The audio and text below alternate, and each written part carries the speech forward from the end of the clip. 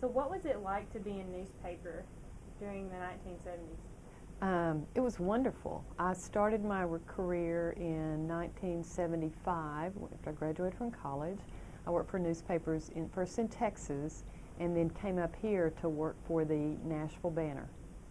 And it was a very exciting time because we still had plenty of competition with two newspapers in this city. We had actually also had two in El Paso, so it was wonderful. What did you do? I did about everything except for copy editing, I think. I started out as a general assignments reporter. I was also an education writer, a health writer. At the Banner then, I was also a health writer, education writer, an assistant city editor, a features editor. So I worked about everywhere, I guess, but copy editing and sports. So how long were you at the Nashville Banner? I was at the Nashville Banner for 18 years.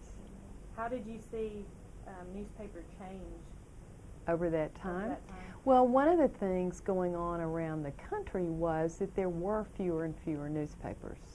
People were turning more to broadcast, population was slipping. Yeah, I think our editorial content was still as good.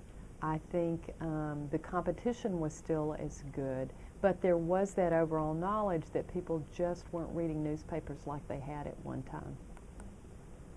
So what was your most memorable assignment? Probably the most memorable, and there were plenty when you're there for 18 years in a town, well, first of all in El Paso, which was very exciting to cover, and then in a town like Nashville. But if I had to just pick out one, it would be the hearing for Elvis Presley's physician. So when I came, one of the areas that had not been covered as much at our newspaper really was a health and medical beat. And we really started emphasizing coverage in that area. And when, this was after Elvis Presley had died, but his physician was charged by the state's medical board of prescription overprescribing. Sound familiar even today? And so so first of all, we broke that story. We beat the Tennessean, and you lived and breathed to beat the Tennessean every day in your coverage. And then I was assigned to go to Memphis to cover the hearing. That was where his home was, and that's where the hearing was held. And clearly there was national coverage. At this time, Geraldo Rivera was just starting out, and he was there. And so I think the people that turned out for this event were as interesting as the story itself. So you had all the Elvis Presley fans, you had all the people that were very disappointed with the physician, then you had all the Geraldo Rivera fans, and it was really a circus, but boy was it great to cover. Yeah. What was your most difficult ethical dilemma? This, because of the pace of a daily newspaper, you had to make lots of quick decisions. But I think the one I remember most was when I was managing editor, and I don't remember the year on this. I'm sure you could go back to research to find it. But there was a Pennsylvania official who stuck a gun in his mouth and committed suicide. I think it was at a public meeting. There were photos that ran about that. They ran over the wire. So they came across, we were an afternoon newspaper, we had an early morning news meeting, and we had to decide then, first we were going to run the pictures, and then if we were going to run them, where were we going to run them? And that was tough. We talked a lot about that. That sticks in my mind as being one of the toughest decisions. Did you run the photo? We did run it, and to the best of my memory, we ran it not on the front. We decided we aren't going to run it on the front page. We are going to run it inside. And of course, we heard from people on both sides who felt we shouldn't have run it, or why didn't you run it on the first page? So we got all kinds of comment on that.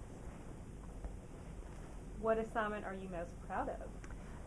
Now that's there isn't just one that sticks in my mind, and I think that's because of my love of journalism. I mean, the reason I went into it, and I still feel strongly this way, it's an opportunity to make a difference. Newspapers do things that nobody else can do. They make a difference in communities. And so I'm really proud of everything that I did. Were some stories better than others? Absolutely. Were some days better than others? But I would say rather than being most proud of one assignment, it was really being proud of able to talk about what I did. What did you learn during your early years in the business? One of the things you learn, and particularly, so I had a journalism degree and I came out and went straight to the newsroom. And I didn't have any appreciation at all of everything it took to put a newspaper out.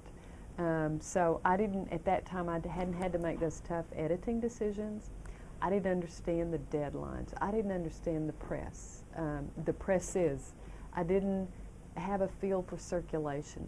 And I think the longer I was there, and I really grew to appreciate it, what it took for the overall organization to really make a newspaper operate. Did you ever make any big mistakes Yes. covering a story? Yes. I do. I'm sure. Lots. You can't work for a daily newspaper, have those deadlines and not make them. You know, one, again, that sticks in my mind was when I was in El Paso, and boy, one of the things you learn pretty quickly is spell everybody's name right. Never assume you spell it one way and not another. And I did that, and I will never forget this Metro councilman, or he was a city councilman in El Paso, calling me because I had misspelled his name. And of course, not only had I misspelled it, it was in the headline. So yes, I made mistakes. Yeah. What did a typical day look like for you when you worked for the Nashville Banner? So we were the afternoon newspaper, so depending on whether I was reporting or an editing position, as a reporter you'd start out probably about 5 a.m. You'd see what was in the Tennessean to make sure you hadn't gotten beat on your area of coverage. You'd start working your sources, you'd make your plans, you'd follow up and write. And at that time, we had 3, and I think even at one time 4 different deadlines. So depending on what you were covering, you had to make sure you knew, you had to check with your editors, make sure what you needed then. That was the reporting deadline. When I was an assistant city editor, it moved back to even being there, I think at 4:30 a.m., and you had those deadlines of editing and working with your reporters. What was the most valuable thing you learned during your career? You know, I think it gets back to what I learned, what I talked about as being a favorite assignment earlier. The most valuable thing I learned is what a difference you can make with a newspaper and with the First Amendment. I have utmost respect for the First Amendment. I have utmost respect for our open records and open meeting laws, and I strongly believe that without a free press, we cannot be the country that, the very best that we can be. And that overall, I guess the other thing I learned is, you know, there are a lot of big stories. You know, we wouldn't debate, is it a big deal to cover the inauguration or that kind of thing. The thing I think I appreciated was those stories that you might not have thought were most important, but when you get that call from that family or that teacher or the group and it had made a huge, big deal, you learn the power of the press and how important it was.